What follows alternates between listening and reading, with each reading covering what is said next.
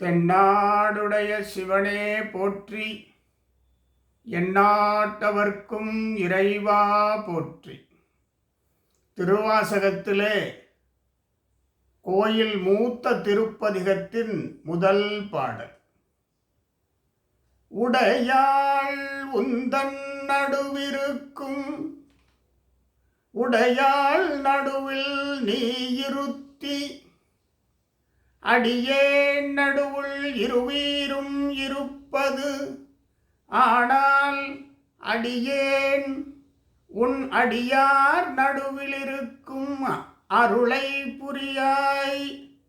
பொன்னம்பலத்தம் முடியா முதலே என் கருத்து முடியும் வண்ணம் முன்னின்றே. பாடல். உடையாள் உந்தன் நடுவிருக்கும், உடையாள் நடுவுள் நீ இருத்தி. சிவபெருமானின் நெஞ்சத்திலே பார்வதி தாயார் இருக்கிறார். உடையாள் உந்தன் நடுவிருக்கும், உடையாள் நடுவுள் பார்வதி தாயார் நெஞ்சத்திலே சிவபெருமான் இருக்கிறார். அர்த்தநாரீஸ்வரராக சிவபெருமான் இருக்கிறார். சிவசக்தியாக சிவபெருமான் இருக்கிறார். சிவத்தில் சக்தி, சக்தியில் சிவன். உடையாள் உந்தன் நடுவிருக்கும், உடையாள் நடுவுள் நீ இருத்தி. சிவசக்தி தேவியார் உந்தன் நெஞ்சிலே இருக்கிறார். தேவியார் நெஞ்சிலே சிவபெருமான் இருக்கிறார். இருவரும் மாணிக்கவாசகர் நெஞ்சிலே இருக்கிறார்கள். இந்த சூழ்நிலை அவர் எப்படி பாடல் வடிவமைத்திருக்கிறார் என்று பாருங்கள். உடையாள் உந்தன் நடுவிருக்கும், சிவபெருமான் நெஞ்சிலே பார்வதி தாயார், பார்வதி தாயார் நெஞ்சிலே சிவபெருமான். இந்த இரண்டு பேரும் மாணிக்கவாசகர் நெஞ்சிலே. உடையாள் உந்தன் நடுவிருக்கும், உடையாள் நடுவுள் நீ இருத்தி, அடியேன் நடுவுள் இருவீரும் இருப்பது, ஆனால் மாணிக்கவாசகருக்கு இது போதவில்லை போல் இருக்கிறது. சிவனும் சக்தியும் அவர் உள்ளத்திலே நெஞ்சிலே அவருடைய திருவாசகத்தை படிக்கின்ற பொழுது உள்ளம் கோவிலாகி இருவரும் அங்கே அமர்ந்திருக்கிறார்கள். இது அவருக்கு போதவில்லை. அவர் என்ன கேட்கிறார்? ஆனால் அடியேன் உன் அடியார் நடுவுள் இருக்கும் அருளை புரியாய். சிவபெருமானே, பார்வதி தாயாரும் நீயும் என்னுடைய உள்ளத்திலே இருக்கிறீர்கள். ஆனால் அடியேன் நான் அடியார் நடுவுள் இருக்க வேண்டும் என்ற இந்த அருளை நீ எனக்கு தாராய். ஆனால் அடியேன் உன் அடியார் நடுவுள் இருக்கும் அருளை புரியாய் வேண்டுகிறார். பொன்னம்பலத்து எம் முடியா முதலே என் கருத்து முடியும் வண்ணம் முன்னின்று. என்னுடைய வேண்டுதலை, என்னுடைய கருத்தினை முடித்து வைப்பாய். அடியார்கள் நடுவுலே என்னை சேர்த்து வைப்பாய். பாருங்கள், எவ்வளவு அருமையான வரிகளை மாணிக்கவாசகர் தருகிறார். இதிலிருந்து நாம் என்ன தெரிந்து கொள்ளுகிறோம்? ஒரு ஆசிரியர் மாணவர்கள் நடுவில் இருக்க வேண்டும். எப்படி மாணிக்கவாசகர் அருமையான திருவாசகத்தை படைத்து இறைவனுடைய அருளை பெற்றும் நான் அடியார்கள் நடுவில் இருக்க வேண்டும். அந்த அருளை சிவபெருமான் அருளி இருக்கிறார்.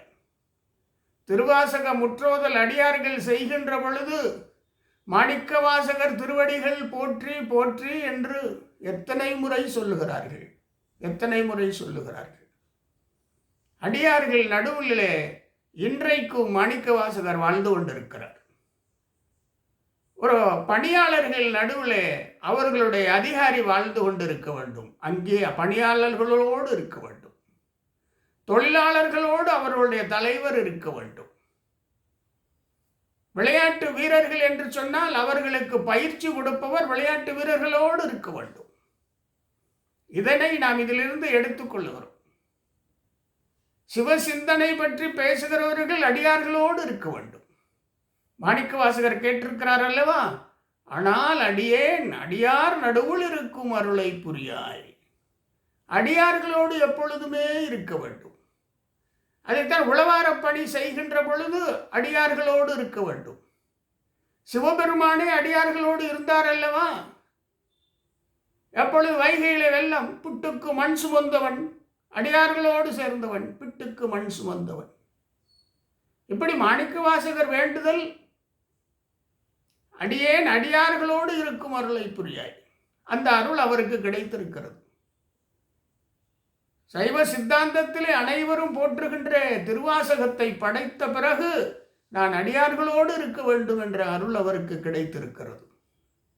இப்படி அனைவரும் மாணிக்கவாசகரின் வாசகத்தை பின்பற்றியே ஒவ்வொருவரும் அவர்களோடு இருக்க வேண்டும். குடும்ப தலைவன் இருக்கிறார்கள், குடும்பத்தோடு சேர்ந்து இருக்க வேண்டும். குடும்பத்தின் நடுவில் இருக்க வேண்டும். குடும்ப உறுப்பினர்களோடு இருக்க வேண்டும். எப்படிப்பட்ட ஒரு மிகப்பெரிய ஒரு நன்னெறியினை மாணிக்கவாசகர் தமது திருவாசகத்திலே நமக்கு கொடுக்கின்றார். எல்லாரோடும் இருக்க வேண்டும், அடியார்களோடு இருக்க வேண்டும். வழிநடத்தி செல்பவர்கள் யார் நம் கூட வருகிறார்களோ அவர்களோடே இருக்க வேண்டும், அவர்கள் கண்ணிலே இருக்க வேண்டும். இப்படிப்பட்ட நன்னெறி நமக்கு தெரிகிறது. நண்பர்களை வழிநடத்தி செல்லுகின்றவர் அந்த நண்பர்களோடு இருக்க வேண்டும். இது அனைவருக்கும் பொருந்தும். பொதுவாக இது ஆசிரியர்களுக்கு பொருந்தும். ஏனென்றால் இது திருவாசகம் என்பதே இறைவன் குருவாகவும் மாணிக்கவாசகர் சிஷ்யனாகவும் சீடனாகவும் இருந்து திருவடி தீட்சை பெற்றது. ஆனால் மாணிக்கவாசகர் அருமையான பாடல்களை தந்து மாணிக்கவாசகர் பல நிலைகளிலே தன்னை வடிவமைத்து கொண்டு மாணிக்கவாசகர் இந்த திருவாசகத்தை அருளியிருக்கிறார்.